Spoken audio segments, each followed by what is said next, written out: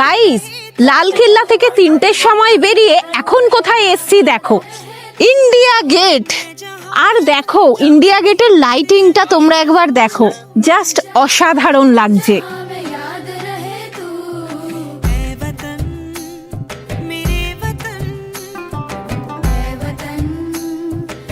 সন্ধ্যাবেলায় না আসলে তো ইন্ডিয়া গেটের এই লাইটটা আমরা দেখতেই পেতাম না। আর এই সময় এখানে ক্রাউডটা একবার দেখো, উফ।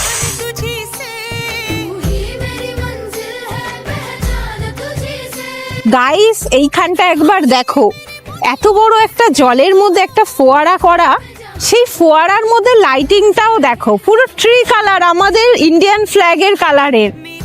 দারুণ লাগছে, দারুণ।